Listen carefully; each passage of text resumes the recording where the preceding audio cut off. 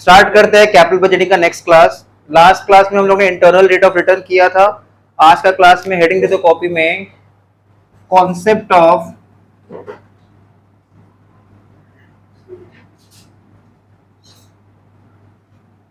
Modified internal rate of return.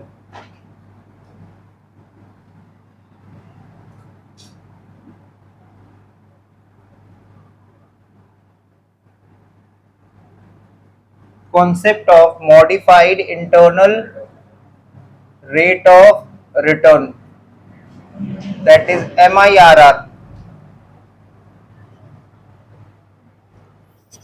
modified internal rate of return।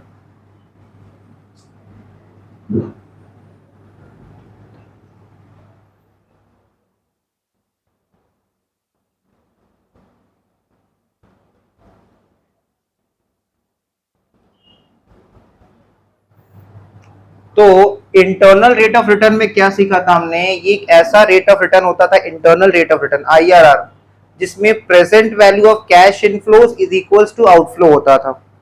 Modified internal rate of return में लिखो MIRR is the discount rate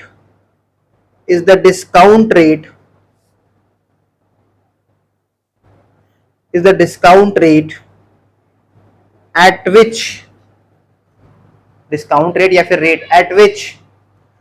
present value of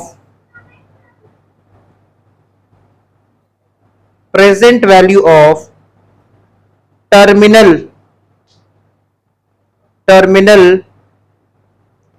cash inflow, bracket लिख देंगे future cash inflow, terminal cash inflow, bracket में लिख देंगे future cash inflow, is equals to initial investment,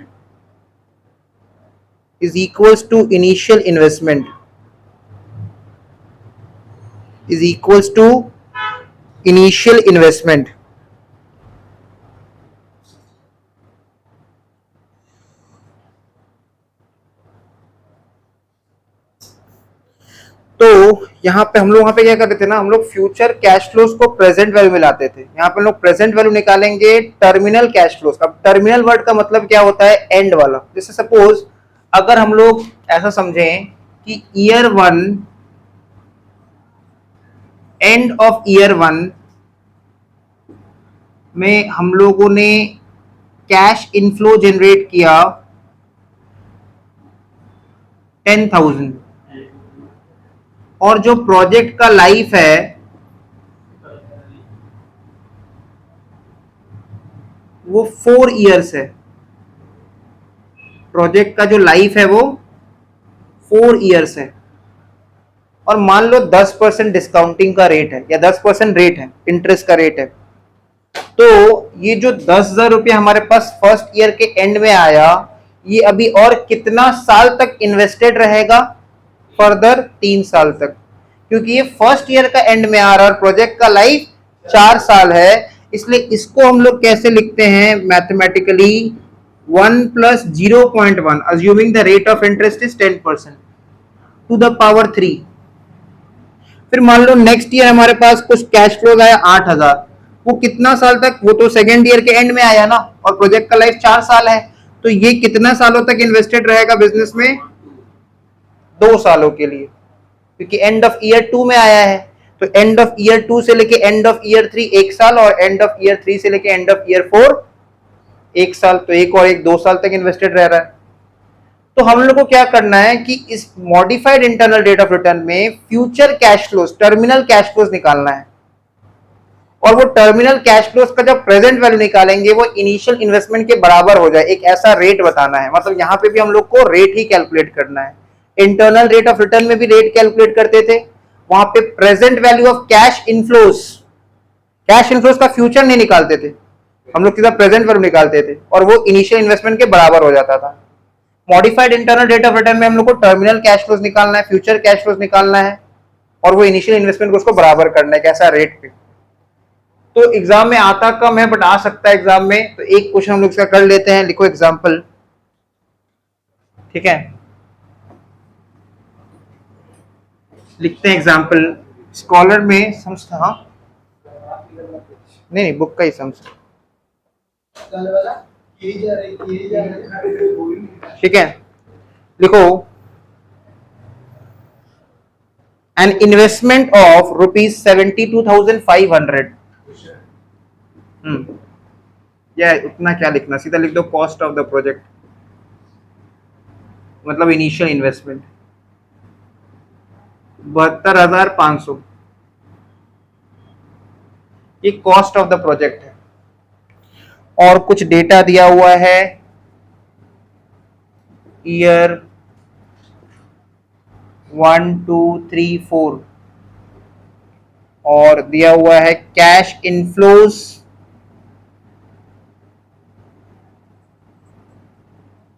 after tax, bracket में in rupees 10,000, 20,000, 50,000, 30,000। Calculate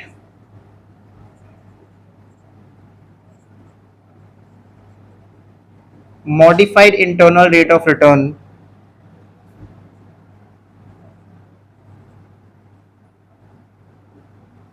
considering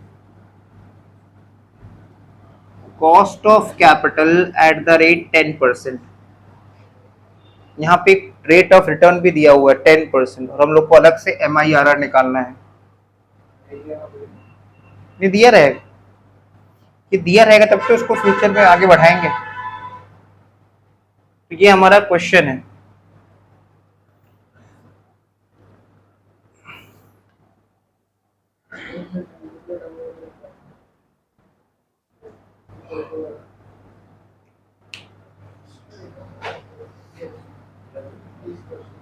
हटा दे, हो गया।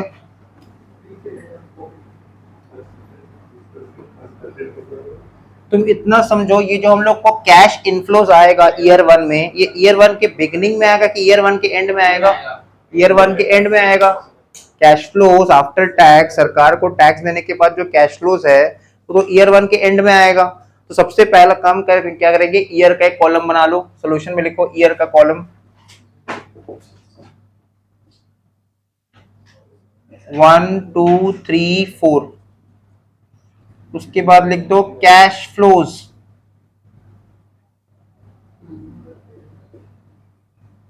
Cash flows, cash flows कितना कितना दिया हुआ बैठा दो, 10,000, 20,000, 50,000, 30,000।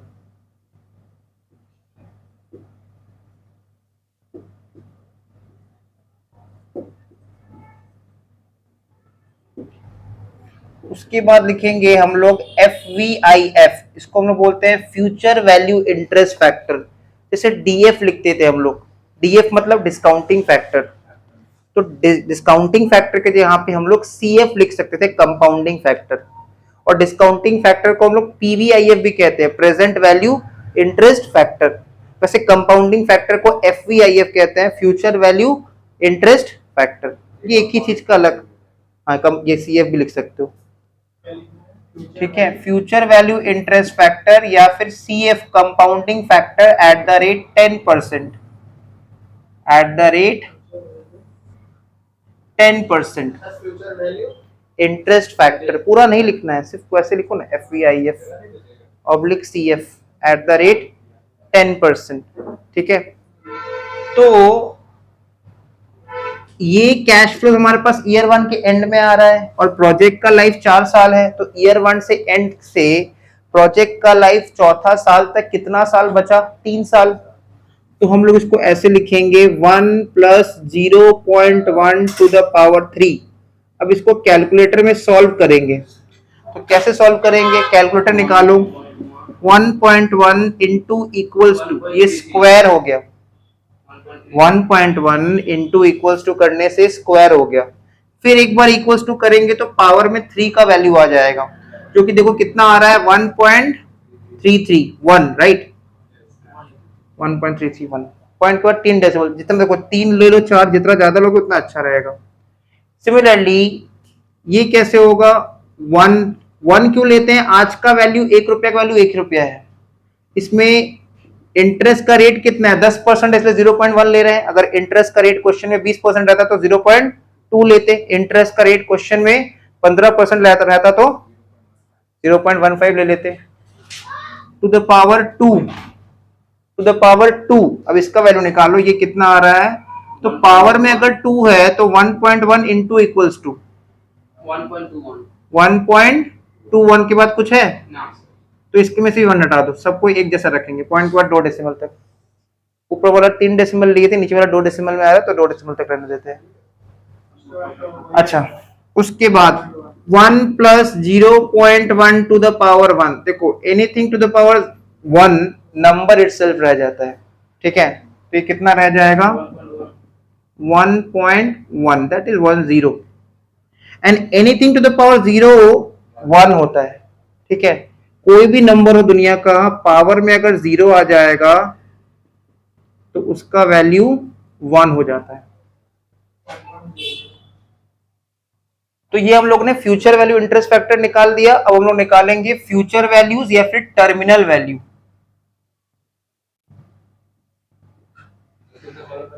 बस लास्ट, ये last column, terminal value, future value या फिर टर्मिनल वैल्यू। तो उसमें हम लोग क्या करते थे, देखो प्रेजेंट वैल्यू से इक्वलाइज करते थे, कैश फ्लोज को प्रेजेंट वैल्यू लाते थे और उसको इनिशियल इन्वेस्टमेंट से इक्वलाइज करते थे। मॉडिफाइड इंटरनल रेट ऑफ में क्या हो रहा है, एमआईआरआर में कैश फ्लोज को पहले फ्यूचर वैल्यूज में लेके जाना है, फिर फ्यूचर वैल्यूज का जो सम टोटल है उसको प्रेजेंट वैल्यू पे लाना है, फिर इक्वल करना है।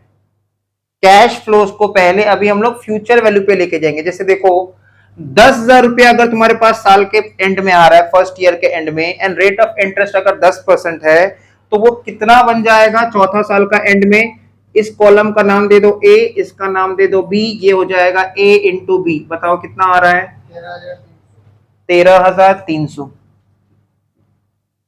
इसका मतलब अगर हमारे पास ईयर 1 का एंड में 10,000 रुपया है एंड रेट ऑफ इंटरेस्ट 10% है, तो ईयर 4 के एंड तक वो बन जाएगा 13,300। समझ आ रहा है? अच्छा एक बात बताओ, क्या ये फ्यूचर वैल्यू है? हाँ, ये भी फ्यूचर वैल्यू है और ये भी फ्यूचर वैल्यू है, क्योंकि अभी हम लोग कहां पे डिसीजन लेंगे, T0 पे, टाइम जीरो। हम जहां पे प्रेजेंट में खड़े हैं उसको क्या बोलते हैं, T0, टाइम जीरो। और ये है T1, मतलब value eight the end of the time period, eight the end of first year, time period eight the end of the second year. वैसे इसका करो 20,000 इंटू 1.21, कितना आ रहा है 24,200। उसके बाद वाला करो 55,000, और वो तो 30,000 ही रह जाएगा।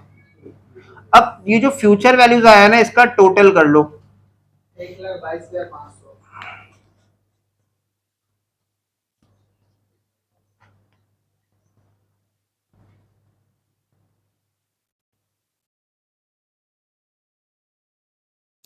अब ये फ्यूचर वैल्यूज हमने निकाल लिया, अब इसको हम लोग को डिस्काउंटिंग करना है। कितना रेट ऑफ इंटरेस्ट है 10%, कितना प्रोजेक्ट का लाइफ है 4 साल, ठीक है। तो इसको हम लोग देखो डिस्काउंटिंग कैसे करेंगे, ये कितना बताएं 1,00,000। तो अब इसको हम लोग को डिस्काउंटिंग कैसे करना है, हम लोग लिखेंगे therefore MIRR is equals to, total कितना आ रहा है 1,22,500 एंड रेट ऑफ इंटरेस्ट है,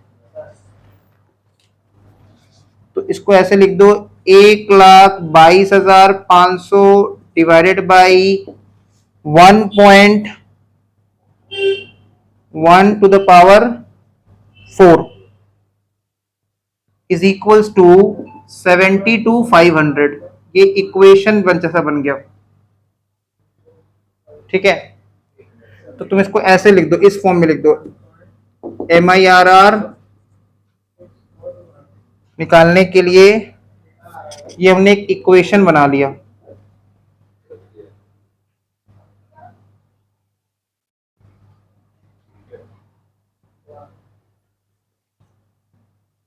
क्लियर? अच्छा ये 1.1 नहीं होगा, सॉरी, हम लोग को तो यही तो रेट निकालना है, इसको 1 पॉइंट के लिख दो, ठीक है, नहीं तो फिर सम्स का मतलब ही नहीं होगा, सब तो दिया ही रहेगा। 1 पॉइंट के 1 प्लस के लिख दो टू द पावर 4। ये तो कॉस्ट ऑफ द प्रोजेक्ट दिया था ना, यही तो इक्वलाइज करना है जो कल कक्षा में भी कर रहे थे।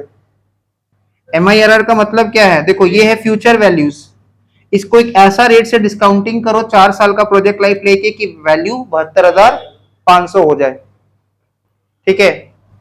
तो नेक्स्ट स्टेप में हम इसको ऐसे लिख सकते हैं, और 1 प्लस के to the power 4 is equals to 1,22,500 divided by 72,500।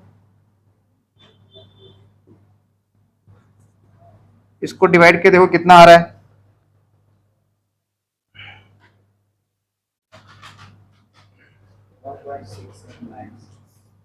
1 plus के टू द पावर 4, के अज्यूम कर लिए हैं, कितना आ रहा है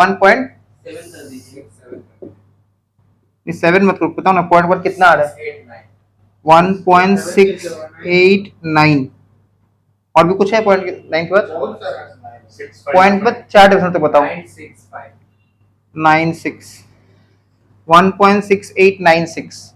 तो एक ऐसा रेट हम लोग को पता करता है जिस रेट में ये पावर में 4 में 1.6896 बन जाए।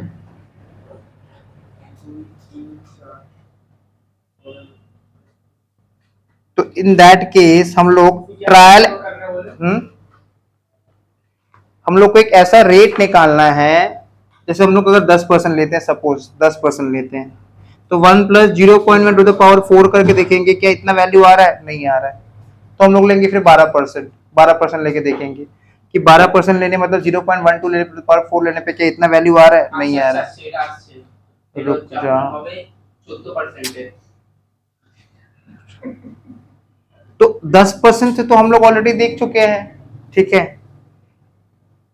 तो एक बार तुम 12% लेके देखो कि अगर हम लोग k को 12% अज्यूम करते हैं तब कितना होगा, 1 प्लस 0.12 मतलब 1.12, तो 1.12 इंटू इक्वल्स टू करने से स्क्वायर हुआ, फिर इक्वल्स टू करने से क्यूब हो गया, फिर इक्वल्स टू करने से पावर 4 हो गया,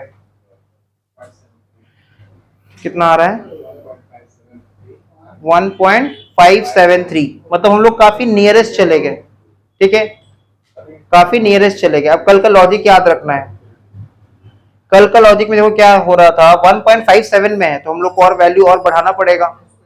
तो आज हम लोग क्या कर रहे हैं, ये modified internal rate of return है, तो 13% लेके देखो कितना आ रहा है 1.13 into equals to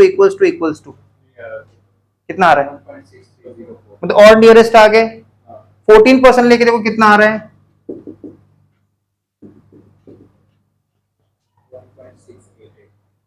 1.688, that is approximately same. तो इस हिसाब से हम लिख देंगे, और k is equals to 14% by trial and error method.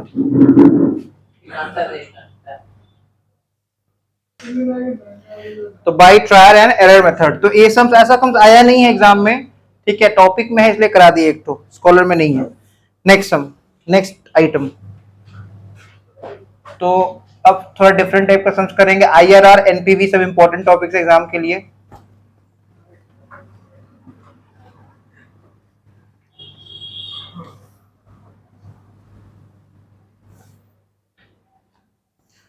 देखो स्कॉलर में, स्कॉलर का page number 363, sums number 31, exam 2016। Question में लिखा है following figures relate to a new project for which a machine is to be acquired. Acquired का मतलब होता है खरीदना, परचेज करना। At a cost of 2,50,000 and initially 60,000 is to be invested as working capital, ठीक है। तो इस समय वर्किंग कैपिटल भी दिया है, तो मशीन का दाम कितना 2.5 लाख, और वर्किंग कैपिटल कितना लगेगा 60,000। तो वर्किंग कैपिटल का ट्रीटमेंट क्या होगा ना, प्रोजेक्ट का बिगिनिंग में इसको कैश का आउटफ्लो ट्रीट करेंगे, प्रोजेक्ट का बिगिनिंग में इसको कैश का आउटफ्लो ट्रीट करेंगे eight the end of the project इसको कैश का हम लोग इनफ्लो ट्रीट करेंगे। उनको बहुत बड़ा एग्जांपल दिया, कार्ट्रिज वाला एग्जांपल, ठीक है। जब वो क्या बोलते हैं उसको, फोटोकॉपी मशीन, ठीक है, जेरोक्स मशीन नहीं, फोटोकॉपी मशीन, तो कार्ट्रिज यूज होता है उसमें। तो शुरुआत में कार्ट्रिज खरीदता होगा और अगर बिजनेस बंद करेगा तो मशीन भी बेच देगा और बच्चा कुचा कार्ट्रिज भी बेच देगा, कैश का इनफ्लो हो जाएगा, वर्किंग कैपिटल। अच्छा, ईयर 1 का हम लोग को एबडिट दिया है। एबडिट का फुल फॉर्म होता है earning before depreciation interest and tax, ठीक है। एबडिट का फुल फॉर्म क्या होगा, earnings before depreciation interest and tax. तो हमको एबडिट से ईट तक जाना पहले पड़ेगा, ईट अर्निंग्स आफ्टर टैक्स, फिर उसमें फिर डेप्रिसिएशन ऐड करना पड़ेगा, तब जाके आएगा कैश फ्लोज, ठीक है। तो एबडिट से हम ईट तक जाएंगे कैसे, पहले एबडिट से हम डी फॉर डेप्रिसिएशन माइनस करेंगे, फिर आई फॉर इंटरेस्ट माइनस करेंगे, फिर टी फॉर टैक्स माइनस करेंगे, तब जाके आएगा ईट, और ईट में डेप्रिसिएशन वापस ऐड कर देंगे, तब जाके आ जाएगा कैश फ्लोज। फिर तुम देखो ईयर 1, ईयर 2, ईयर 3, ईयर 4 का सब दे दिया है। बोल रहा है at the beginning of the second year, समझो at the beginning of the second year मतलब end of first year, at the beginning of second year मतलब end of first year, an amount of 10,000 is to be introduced as working capital. मतलब working capital एक तो beginning में भी लगा था, project के बिगिनिंग में 60,000 रुपया, और बिगिनिंग ऑफ सेकंड ईयर मतलब एंड ऑफ फर्स्ट ईयर में भी वर्किंग कैपिटल लगा है। On completion of the project that is eight the end of the fourth year के एंड में, it is expected that 40,000 will be realized from sale of scrap। Machine का scrap बेच के कितना आ जाएगा, 40,000। तो बताओ जो स्क्रैप है वो इनफ्लो आइटम होता है कि outflow? Scrap of machine is inflow, machine का जो स्क्रैप बचेगा वो इनफ्लो है, बट ये इनफ्लो हर साल आएगा कि सिर्फ चौथा साल के एंड में आएगा? सिर्फ चौथा साल के एंड में आएगा। And working capital will be recovered in full. जो भी वर्किंग कैपिटल का पैसा लगा था, कुल मिला के कितना लगा था, 60,000 लगा था eight the beginning of the project, and second year का बिगिनिंग में 10,000, 70,000 will be recovered in full. Cost of capital rate कितना बता दिया, डिस्काउंटिंग रेट 12%, टैक्स रेट कितना बता दिया, 30%। बोल रहा है calculate NPV of the project and comment on its acceptability given the present value of 1 receivable at the end of each for 4 years at 12% compounding annually. तो हम लोग को डिस्काउंटिंग फैक्टर्स निकाल के भी दे दिया है। ये एनपीवी का सम्स है, बट इसमें क्या है ना, वर्किंग कैपिटल है, ठीक है, इसी के लिए ये सम्स कर रहे हैं, अदरवाइज ये सम्स होमवर्क में चला जाता। क्लियर? तो स्टार्ट करते हैं सम्स, ठीक है। वर्किंग कैपिटल का ट्रीटमेंट कैसे होगा तो पहले बता दे रहे हैं, कॉलम बहुत सारा बन जाएगा, ठीक है। तो अपना कॉपी में अपने हिसाब से तुम छोटा छोटा के लिखते रहना। तुम देख लो कॉलम कितना, पहले एबडिट, फिर डी फॉर डेप्रीशिएशन, इंटरेस्ट तो नहीं है तो हटाओ, इंटरेस्ट नहीं रहेगा, नील रहेगा इंटरेस्ट, फिर टी फॉर टैक्स, फिर ईट, फिर कैश फ्लोज, फिर डिस्काउंटिंग फैक्टर, फिर प्रेजेंट वैल्यू। गिन लो कितना column, year, EBDIT, depreciation, tax, earnings after tax, cash flows, discounting factor, present value. 8 column हो रहा है, ठीक है। तो लिखो ईयर, ईयर में लिख देंगे 1, 2, 3 एंड 4। सबसे पहले दिया है एबडिट, एबडिट लिया हुआ है रुपीस में। एबडिट का full form earnings before depreciation interest and tax, ठीक है। तो एबडिट कितना कितना दिया, 80,000, 90,000, 1,45,000, 1,20,000।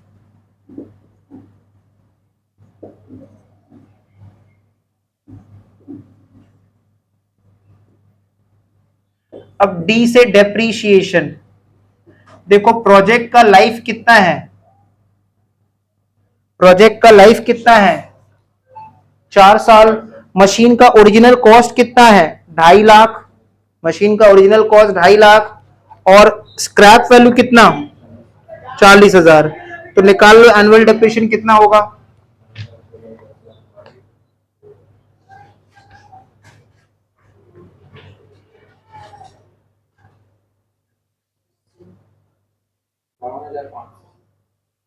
अच्छा डेप्रिसिएशन के लिए कुछ बोला था क्या क्वेश्चन में?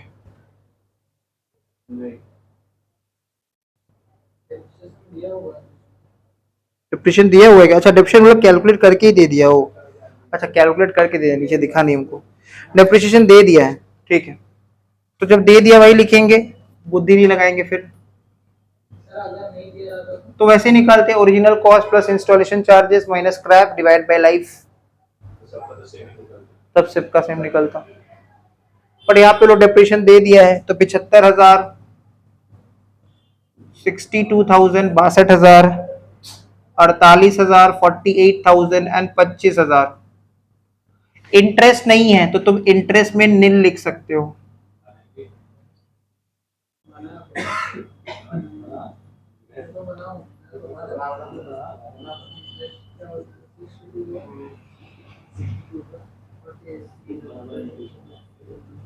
तो सीधा ईबीटी आ जाएगा 80,000 minus 75,000, 5,000, 90,000 minus 62,000, 28,000, 145 minus 48, 97, 120 minus 25, 95। Tax है एट द रेट कितना परसेंट? 30%। तो 5,000 का 30%, 1,500, 28,000 का 30%, 8,400, 97 का 30%, 29,100, 95,000 का 30%, हाँ 28,500। अब आ जाएगा अर्निंग्स आफ्टर टैक्स, तो ये आ जाएगा 3,500, earnings before tax minus tax, earnings after tax.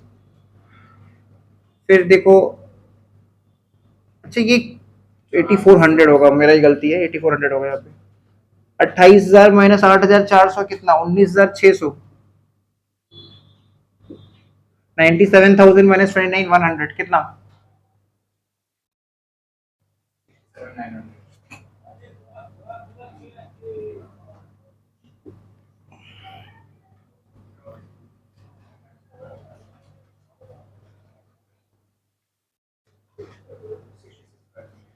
66।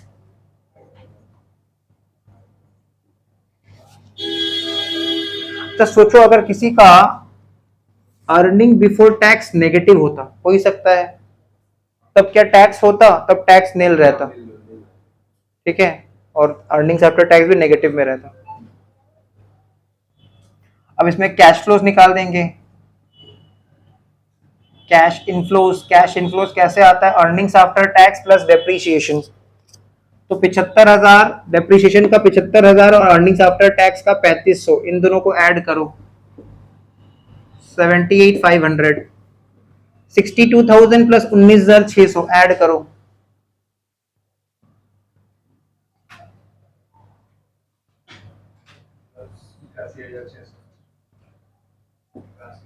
48,000 plus 67,900, 1,15,200, 900।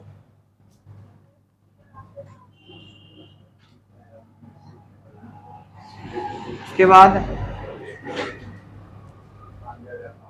कितना?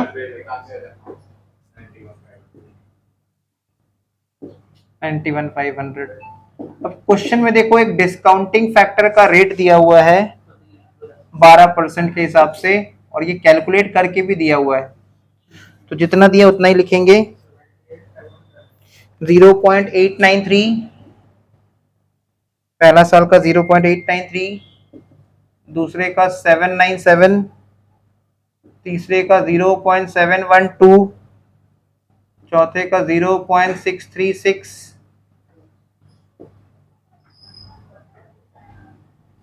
अब निकाल देंगे प्रेजेंट वैल्यू।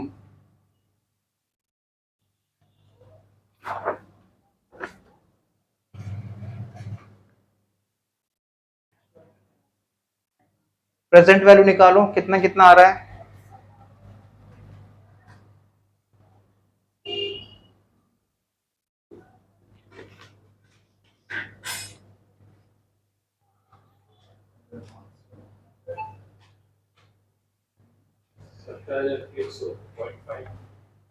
पहला वाला 70,000, हाँ 101 कर दो।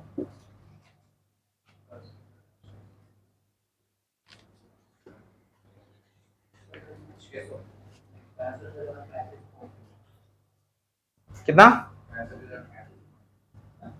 65,035।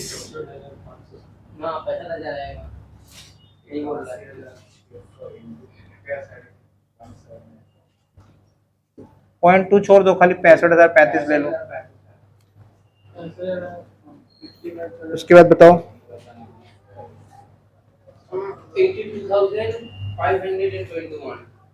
82,521।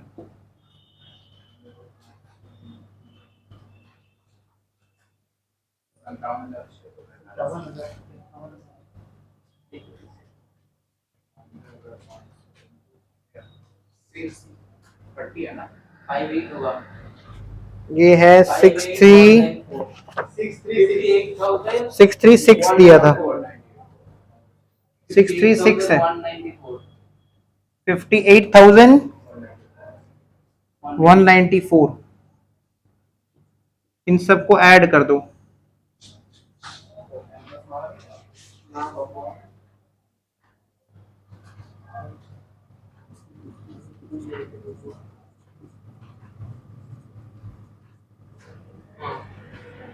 टू लाख 75,851।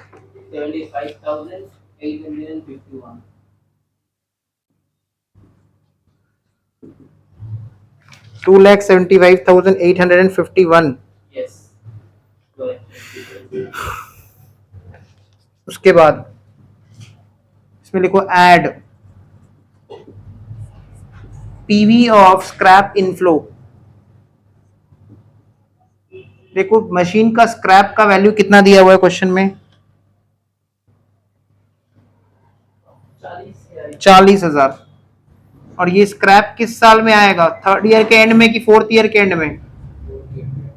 तो फोर्थ ईयर का डिस्काउंटिंग फैक्टर से इसको मल्टीप्लाई करेंगे, क्योंकि ये भी तो फ्यूचर वैल्यू है, इसको प्रेजेंट में लाना है। 40,000 इंटू 0.36, 0.636, 25,000। क्वेश्चन में देखो, क्वेश्चन में क्या बोल रहा है कि eight the end of the project working capital का पूरा रिकवरी हो गया। तो वर्किंग कैपिटल कितना लगा था बिजनेस में टोटल में?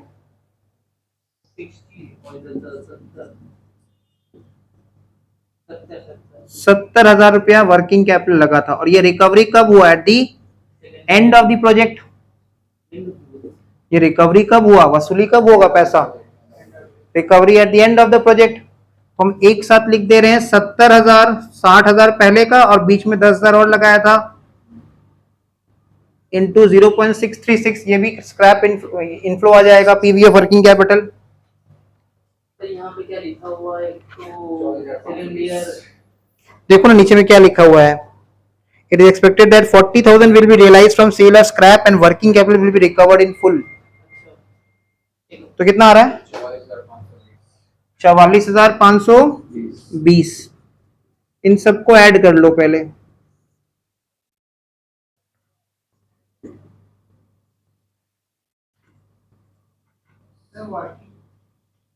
ये हो जाएगा टोटल 60,000 एट द बिगिनिंग और बीच में 10,000 और लगाया था, 3,45,811। ये हो गया टोटल पीवी ऑफ इनफ्लोज। अभी तक खाली इनफ्लो निकाले हैं, इससे क्या लेस करेंगे? PV of outflows.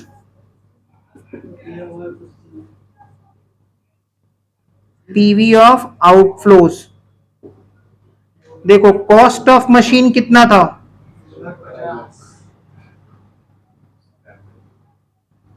तो इसको इनर कॉलम में लिख रहे हैं 2,50,000। ठीक है। वर्किंग कैपिटल प्रोजेक्ट के बिगनिंग में कितना लगा था?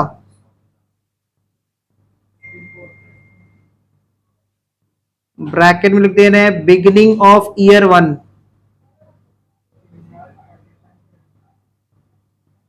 तो बिगनिंग ऑफ ईयर 1 का मतलब होता है T0। तो पूरा का पूरा 60,000, इसका तो प्रेजेंट वैल्यू यही है। लेकिन एंड ऑफ सेकेंड ईयर मतलब, sorry end of first year मतलब beginning of beginning of second year मतलब एंड ऑफ फर्स्ट ईयर, है ना, बिगिनिंग ऑफ सेकेंड ईयर मतलब एंड ऑफ फर्स्ट ईयर। तो अगर क्वेश्चन बोलता है ना कि हमने working capital beginning of third year में लगाया था, तो हम उसको सेकेंड ईयर का डिस्काउंटिंग फैक्टर से पीछे खींचते। यहां क्वेश्चन बोला है कि हम लोगों ने सेकेंड ईयर के बिगिनिंग में लगाया था एडिशनल वर्किंग कैपिटल, तो उसको हम फर्स्ट ईयर का डिस्काउंटिंग फैक्टर से पीछे खींचेंगे, क्योंकि सेकेंड ईयर का बिगिनिंग मतलब फर्स्ट ईयर का एंड। बात समझ में आ रहा है? यहां पे क्वेश्चन बोल रहा है कि सेकेंड ईयर के बिगिनिंग में हमने एडिशनल वर्किंग कैपिटल लगाया, तो उसका प्रेजेंट वैल्यू कैसे लाएंगे फ्यूचर, क्योंकि सेकेंड ईयर का बिगिनिंग मतलब फर्स्ट ईयर का एंड, तो फर्स्ट ईयर का डिस्काउंटिंग फैक्टर से पीछे खींचेंगे। फिर यहां पे लिखो वर्किंग कैपिटल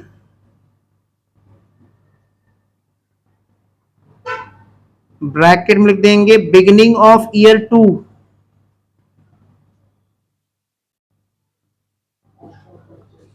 कितना था ये 10,000 था, और फर्स्ट ईयर का डिस्काउंटिंग फैक्टर कितना 0.89 था ना, 893, तो 10,000 इंटू 0.893 मतलब 8930। बस इन तीनों को ऐड करो,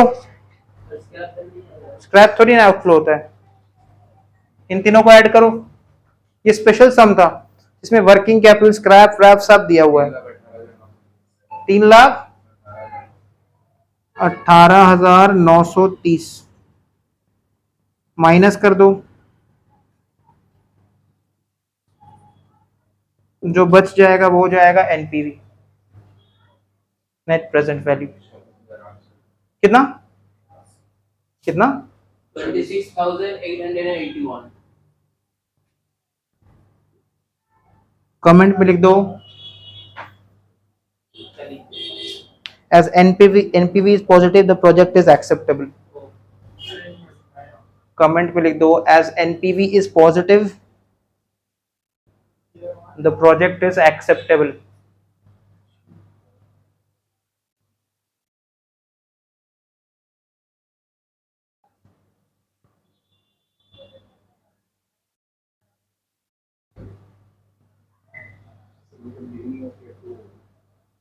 हाँ हाँ, यहाँ पे बिगनिंग ऑफ ईयर 2 होगा।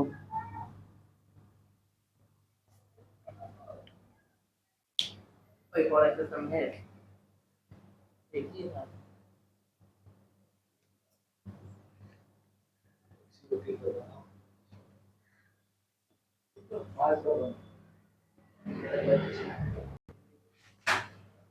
पेज नंबर 362 में आ जाओ, क्वेश्चन नंबर 29। तो इस क्वेश्चन में देखते हैं, Reliance industries limited has an investment budget of 10 lakh. Company का इन्वेस्टमेंट बजट 10 लाख रुपया है for the current year. It has shortlisted 2 project, company 2 project में मतलब इन्वेस्टमेंट करना चाहता है, या तो एक्स में करेगा तो वाई में करेगा, किस में करे हम लोग को बताना है। उसके बाद लिमिटेड बजट है 10 लाख रुपया का, एक्स का दाम है, प्रोजेक्ट एक्स का कॉस्ट है 10 लाख और वाई का कॉस्ट है 9 लाख। एज इफ मान लो ये मशीन है। एवरेज एस्टिमेटेड कैश इनफ्लोज, अच्छा एस्टिमेटेड वर्ड से समझ में आ रहा है कि सब फ्यूचर कैश फ्लोज है, ठीक है, प्रेजेंट नहीं है। Cash inflows before depreciation and tax, और ये जो भी कैश फ्लोज दिया है इसमें से डेप्रिसिएशन माइनस नहीं किया है, टैक्स भी माइनस नहीं किया है। Salvage value हम लोग को दे दिया, it is assumed to be nil for both the projects after the estimated life of 10 years are being over। The company follows straight line method of charging depreciation। Straight line method में formula क्या होता है, original cost of the machine plus installation charges minus estimated scrap value whole divide by life. Tax rate 35% दे दिया है, assuming cost of capital भी 12%। Find out NPV and IRR. Start करते हैं। सबसे पहले लिखो स्टेटमेंट शोइंग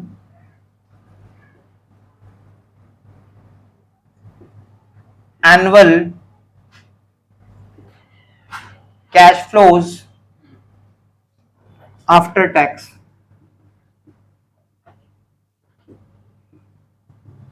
प्रोजेक्ट लिख दो यहां पे, एक एक्स का कॉलम और एक वाई का कॉलम।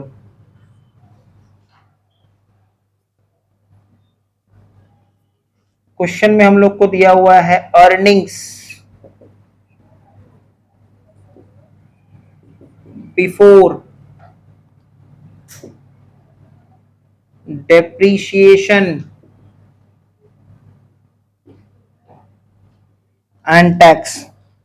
तो earnings before depreciation and tax कितना कितना दिया हुआ है, एक्स के रेस्पेक्ट में दिया है 2,40,000 और वाई के रेस्पेक्ट में दिया है 2,05,000। तो earnings before depreciation and tax से पहले डेप्रिसिएशन माइनस करेंगे, तो लिख देंगे लेस डेप्रिसिएशन।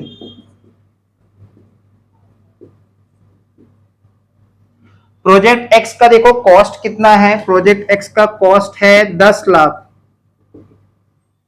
और लाइफ है 10 साल। तो हर साल डेप्रीशिएशन कितना, 1 लाख। प्रोजेक्ट वाई का कॉस्ट है 9 लाख, लाइफ है 10 साल। तो हर साल डेप्रीशिएशन कितना, 90,000। तो earnings before depreciation and tax से डेप्रीशिएशन माइनस करेंगे तो आ जाएगा अर्निंग्स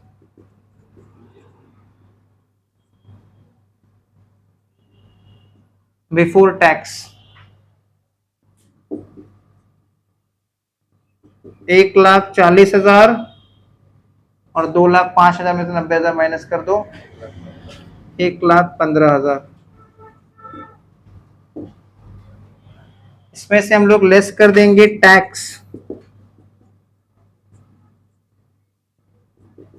एट द रेट 35%। तो 1,40,000 का 35% निकालो, 49,000 और 1,15,000 का 35%, 40,250। तो अर्निंग्स बिफोर टैक्स से टैक्स माइनस करने के बाद आ जाएगा अर्निंग्स आफ्टर टैक्स।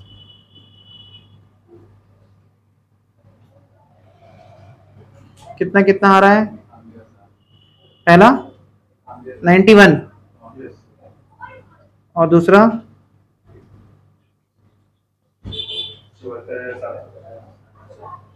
74,000।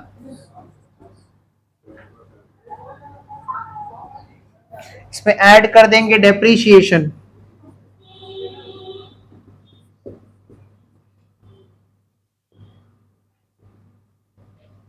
एक लाख और 90,000।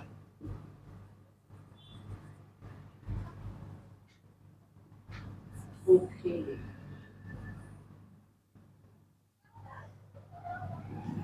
तो ये आ जाएगा कैश फ्लोज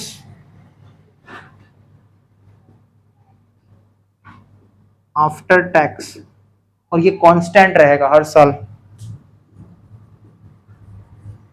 ये आ रहा है 1,91,000 और दूसरा कितना आ रहा है 1,64,750।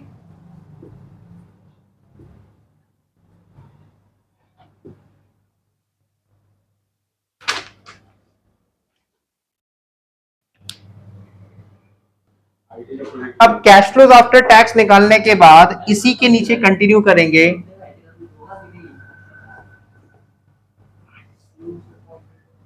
लिखो present values of cash inflows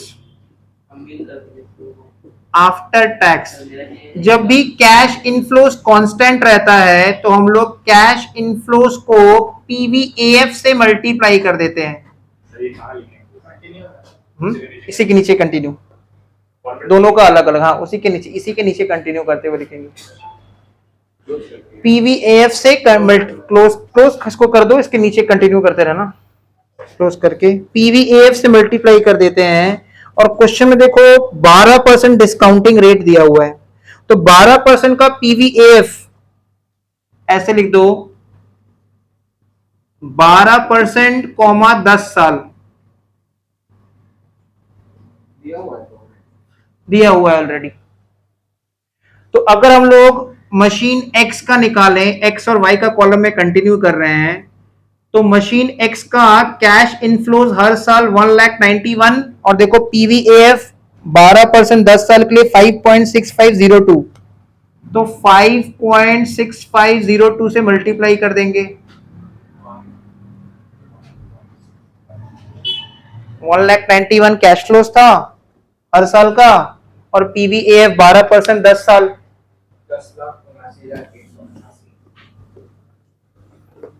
10,79,000.2 छोड़ दो। और प्रोजेक्ट वाई का देखो एनुअल कैश फ्लोज कितना था, 1,64,750। इसको भी मल्टीप्लाई कर दो 5.6502 से, 9,30,870.4, 70 ले लो, 870।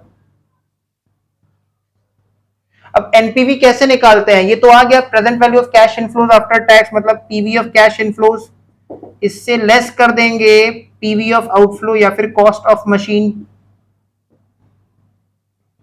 इनिशियल इन्वेस्टमेंट कुछ भी लिख सकते हैं। तो इनिशियल इन्वेस्टमेंट मशीन एक्स का दाम कितना था, 10 लाख, और मशीन वाई का दाम कितना था, 9 लाख। तो दोनों का एनपीवी आ जाएगा अपना अपना 79,188 और ये 30,870। तो इसके नीचे ना, क्योंकि हम लोग को डिसीजन लेना था, तो इसके नीचे लिख दो रैंक फर्स्ट, ये सेकंड, मतलब एनपीवी के हिसाब से हम लोग फर्स्ट किसको प्रेफरेंस देंगे, एक्स को, और सेकंड प्रेफरेंस वाई को। ये एनपीवी वाला हो गया। अब IRR, internal rate of return. तो देखो जब हम लोगों ने 12% पे डिस्काउंटिंग किया था तो प्रेजेंट वैल्यू कितना आ रहा था, 10,79,188। बुद्धि लगाओ, 12% पे डिस्काउंटिंग की है ना, तो 10,79,188 आया। तो रेट को और बढ़ाना पड़ेगा कि आईआरआर पे dash is equal to dash, present value of cash inflows will be equal to outflow. तो हमको तो वैल्यू को और कम करना है, तो रेट को और बढ़ाना पड़ेगा, उल्टा सोचना है। ठीक है, कल भी बताए थे, वैल्यू को कम करने के लिए रेट को बढ़ाना, क्योंकि हम रिवर्स गियर में आ रहे हैं, फ्यूचर से प्रेजेंट में आ रहे हैं, उल्टा आ रहे हैं। तो वैल्यू को कम करने के लिए रेट को बढ़ाना पड़ेगा। इसे तुम देखो क्वेश्चन में 13%, 14%, 15% वाला भी दिया हुआ है। तो हम बता रहे हैं आईआरआर वाला बता रहे हैं प्रोजेक्ट एक्स का, internal rate of return project x के लिए। तो प्रोजेक्ट एक्स का इंटरनल रेट ऑफ रिटर्न तुम निकालो पीवी ऑफ कैश इनफ्लोज, ठीक है, ब्रैकेट में लिख देंगे कैश इनफ्लोज इनटू पीवीएफ। 14% लेके देखो कितना आ रहा है, 14%। जब 14% लेंगे तो लिखेंगे 14% कॉमा 10 ईयर्स।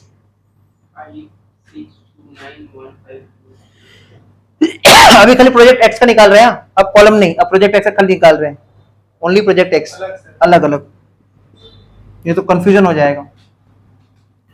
तो बताओ प्रोजेक्ट एक्स का कैश इनफ्लोज हर साल कितना, 1,91,000, और पीवीएफ 14% 10 साल के लिए कितना दिया है, 5.2161 दिया हुआ है क्वेश्चन में, देखो पीवीएफ 5.2161, तो निकालो कितना आ रहा है,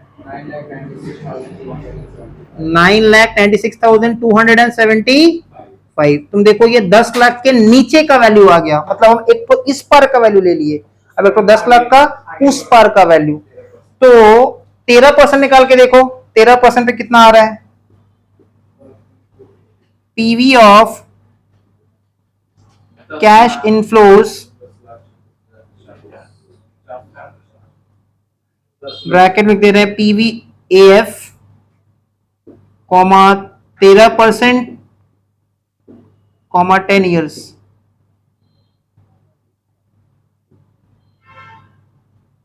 कितना आ रहा है,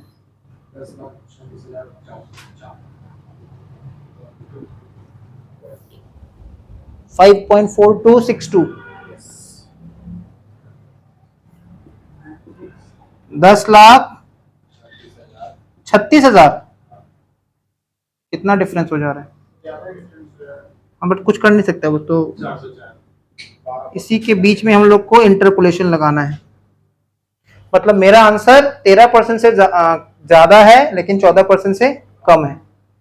तो अब बस दो वैल्यू निकल गया, अब इसमें इंटरपोलेशन लगा देंगे नेक्स्ट लाइन में।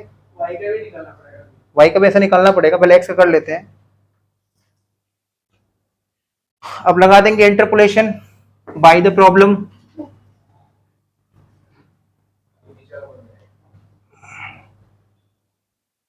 तो तुम देखो एनपीवी इस सम में थोड़ा डिफरेंट तरीके से सीखे हैं। हर सम में क्या होता है, हर साल का कैश फ्लोज अलग अलग होता है, तो डिस्काउंटिंग फैक्टर मल्टीप्लाई पीवीआईएफ निकालते हैं, पीवीएफ निकाल के माइनस करते हैं इनिशियल आउटफ्लोज में से। अब लिखो बाय द प्रॉब्लम, देखो 14% पे कितना आ रहा है, 14% पे आ रहा है 9,96,275। एक्स परसेंट पे हमको कितना चाहिए, 10 लाख इनिशियल इन्वेस्टमेंट, प्रोजेक्ट का कॉस्ट 10 लाख। और 13% पे कितना आ रहा है, 10,36,404। तो देखो एग्जाम में इसको ऐसे में सजा देना है, 13 ऊपर और ये 14 नीचे, इधर देखना है वैल्यू। पहले 9,96,275 होता है, फिर 10 लाख आता है, फिर ये आता है, ऐसा सजाना है। अब इंटरपोलेशन का rule, second minus first divide by third minus first.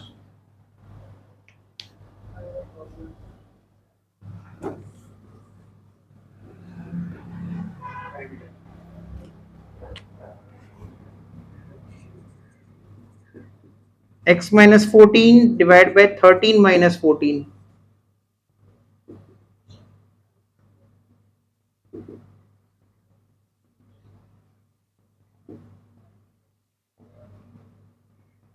दस लाख माइनस 9,96,275 एंड 10,36,404 माइनस 9,96,275 और x minus 14 divide by minus 1। ये न्यूमरेटर सॉल्व करके कितना आ रहा है, 3,000 कुछ आ रहा होगा, 3,725 और डिनोमिनेटर में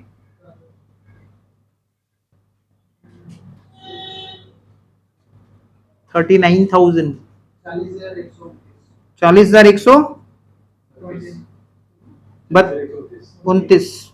डिवाइड कर दो इन दोनों को,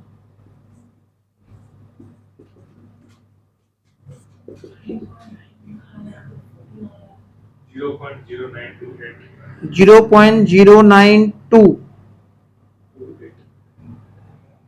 मल्टीप्लाई कर दो इंटू 1 से माइनस 1 और x minus 14 is equals to minus 0.0928 और x is equals to minus 0.0928 plus 14 कितना आ रहा है, 13.907, 13.91% approx. That's it. Project X बना दिए, प्रोजेक्ट वाई को होमवर्क बना लेना। आइए